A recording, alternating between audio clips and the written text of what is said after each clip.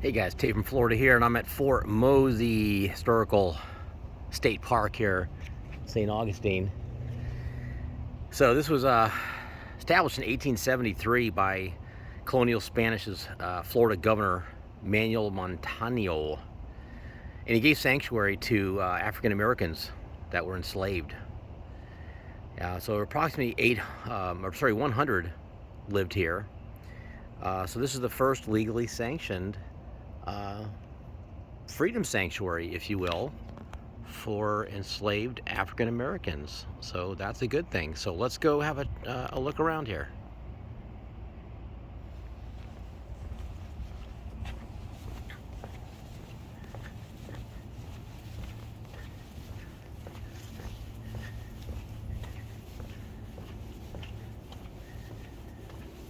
Out of those 100 people that lived here, there were about 20 households.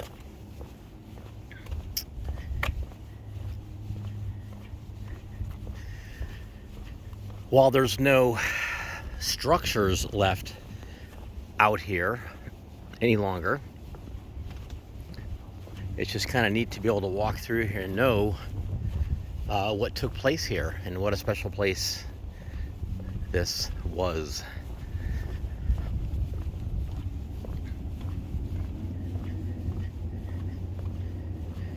So they created what was called a frontier community, and it drew a range of different African Americans that blended with the Spanish, creating some very unique cultural transitions and traditions.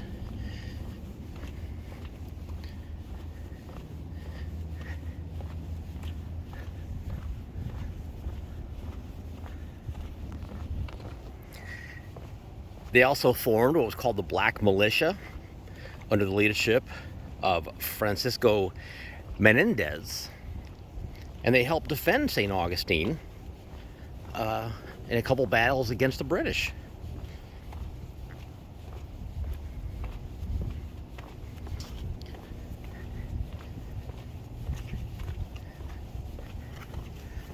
So there's this nice boardwalk here leading out to a nice overlook area.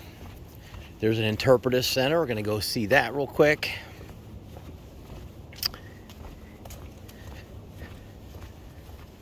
Nice little stop off the beaten path.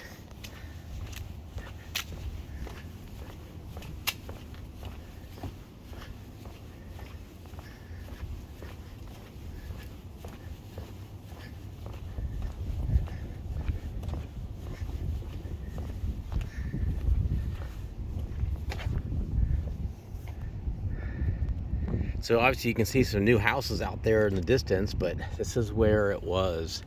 It's a little marshy looking. I don't know if it was marshy back then, but if I pan down here and look at the map here, so we're standing right here at this boardwalk, but out here in this marshland, there was Fort Moses II, 1752 to 1763. Looks like a little beachhead right here, and then also Fort Mose I, 1738 to 1740, was over here. So it definitely was marshy, and this little creek ran through it here. So archaeologists have been out here and have uncovered a lot of things. Iron nails, glass beads, botanical remains, shells, musket balls, all kinds of things. So that's pretty cool.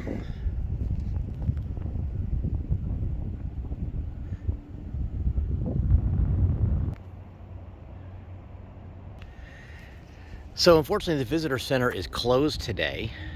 Not sure why on a Wednesday, but some more interesting facts about this place. In 1763, they had to evacuate the site. Just the frontier life grew more difficult for them, and constant attacks by the English and Indian raiding parties. So they all headed off to Havana, Cuba, and that finally sealed the fate of this now historic site. But let's have a quick walk around here and see if there's anything else we can see while we're here.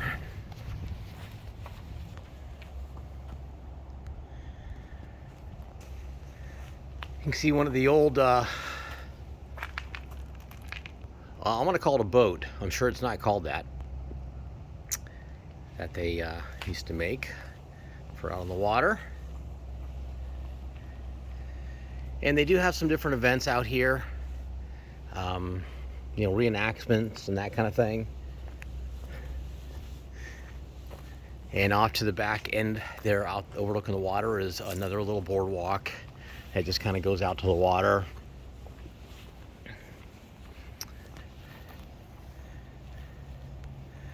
This talks about the woman of Fort Mose. Though it might be called Fort Mose, he quickly realized that the community is far more than just a military outpost. While the militia is made up of men, the women of Fort Mosey, or Mosey, I'm not really sure how to pronounce that, I'm sorry, are just as essential to its survival, growing food, crafting goods, and running their own businesses. The woman has fought just as hard to keep their freedom and ensuring that this thriving community was going to prosper.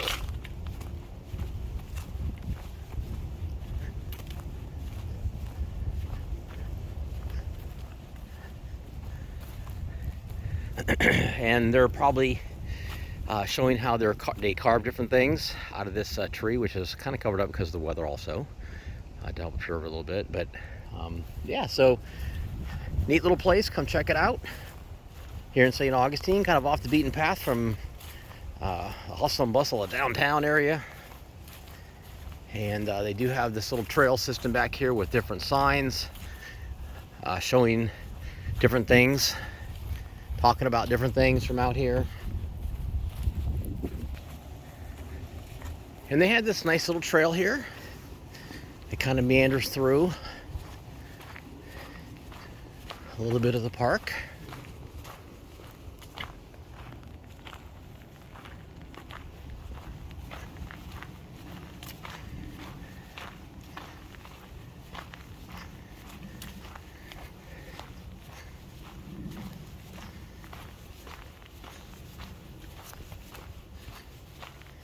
So definitely a nice little place to come learn about some history, take a little walk, maybe stop and have some lunch.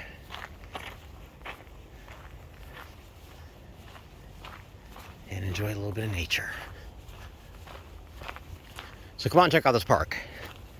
By the way, there's a $2 admission fee for the visitor center if it's open, when it's open, which is Thursday through Saturday.